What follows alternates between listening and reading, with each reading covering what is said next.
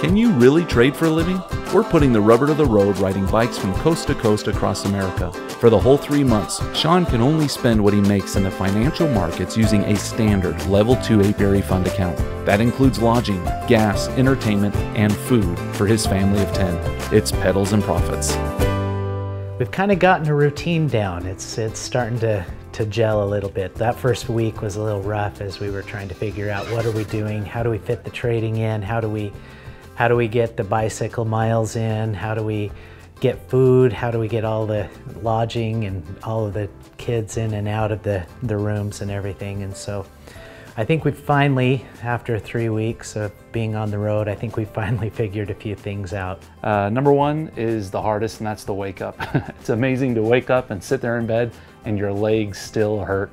I typically wake up about 6:30 in the morning and roll over, grab my computer and log on to the internet using my phone as a Wi-Fi connection and start trading. Usually breakfast either is, if a hotel's got something, we do that, or we'll make it right here in the van, in the trailer. Usually takes me a little bit, an hour and a half, 2 hours.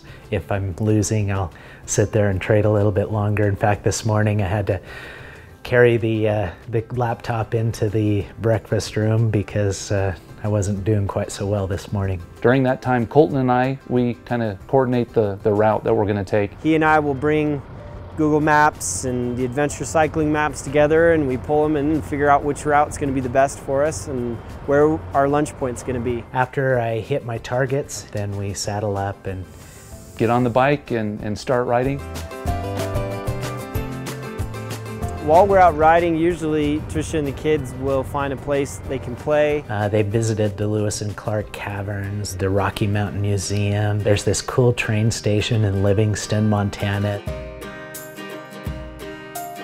We usually hook up with the family sometime around lunch and eat some peanut butter and honey sandwiches. We've come to love the peanut butter and honey sandwiches. We love to stop in little towns along the way, not only to meet the people, but it's amazing what cold ice in your water bottles really helps. It's become a treat. Afternoon rides, kind of a challenge. The road can get long, it can get hot, the sun starts beating down on you, and the miles just seem to go slower and slower and slower as the day progresses.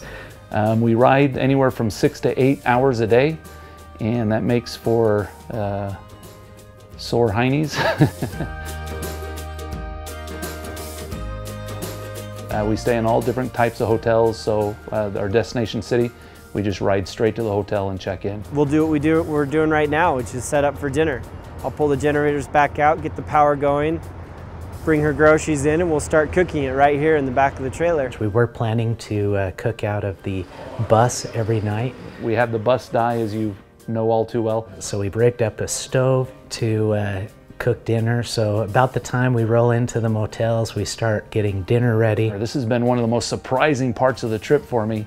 I knew the Lucases were good cooks, but it's off the charts great. They do an excellent job. Then I end up spending most of the rest of the night FaceTiming with my wife and my daughter. After that, we try to get caught up on emails, work things. We really kind of try to take care of as much of the work items as possible. We all thought we'd have more downtime to write on the blogs, and it just is tiring when you roll into town, get the bikes all lubed up, put away, shower, change, make the dinner, eat it, clean it up.